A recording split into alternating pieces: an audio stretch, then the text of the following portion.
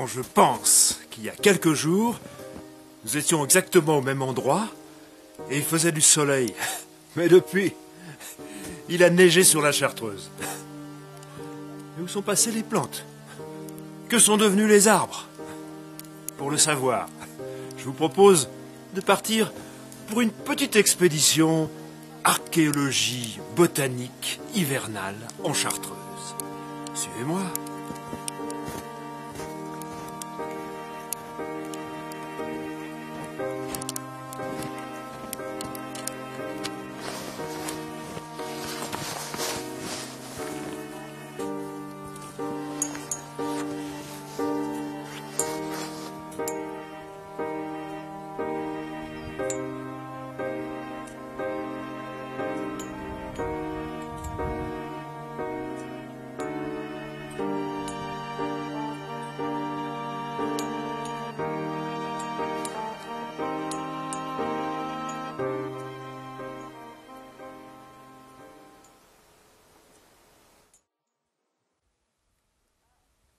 Croyez-moi, je viens de découvrir les restes d'une grande berce, la patte d'ours. Il y a là 2 frênes endormis qui sont certainement peuplés de divinités extraordinaires, en particulier du dieu Yggdrasil. Alors ici, il y a des gentianes. Moi, je sais que sous la terre, en ce moment, il se passe des choses extraordinaires. En ce moment, il y a sous la terre la racine de gentiane qui est gorgée de substances nutritives et qui, dans quelque temps, va exploser et va sortir de terre. Au printemps, une pousse extraordinaire, une pousse pratiquement extraterrestre. La gentiane n'est pas un végétal terrestre.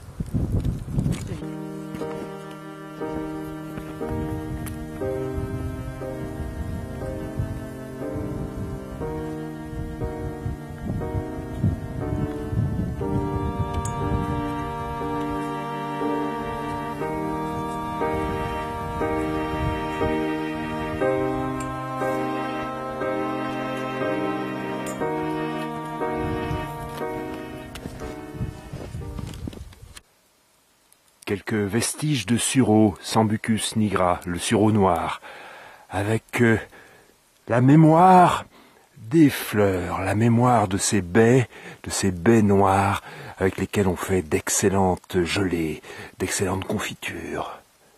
Il n'y a plus rien. Il n'y a plus rien. Il n'y a plus rien et pourtant si, juste en bordure des branches, sont déjà là les bourgeons, la promesse de futures récoltes dans quelques mois.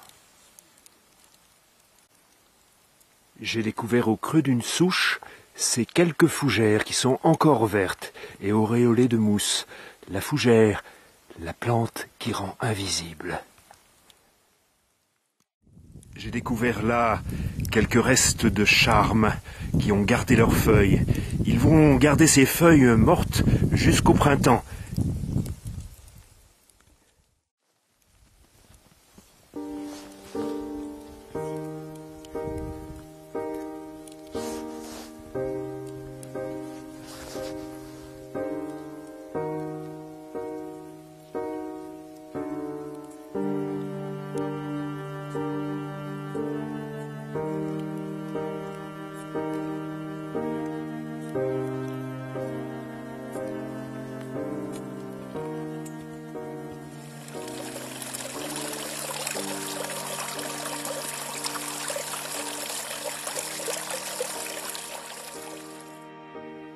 Quand la glace se mélange aux plantes des murailles.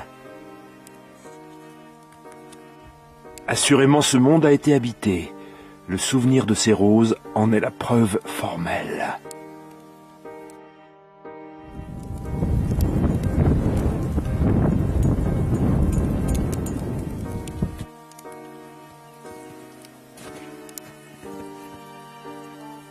Ah, ça y est.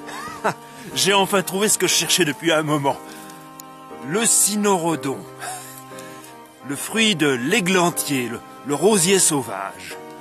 Alors, aujourd'hui, c'est le bon moment pour les ramasser parce que le gel est passé dessus. La petite bête cynorhodon, magnifique. Alors, c'est pas compliqué, il suffit de l'ouvrir, comme ça, on élimine les petits pépins et puis les petits poils à gratter. Vous savez, on appelait ça autrefois le gratte-cul, c'est pas pour rien. On élimine tout ça, il reste que la pulpe. Et alors là, la pulpe, on la déguste. Légèrement acidulée. C'est gorgé de vitamine C, c'est excellent pour la santé, c'est plein d'antioxydants. Donc je crois que nous avons eu raison, vraiment, de nous lancer dans cette expédition d'archéologie botanique hivernale. À très bientôt!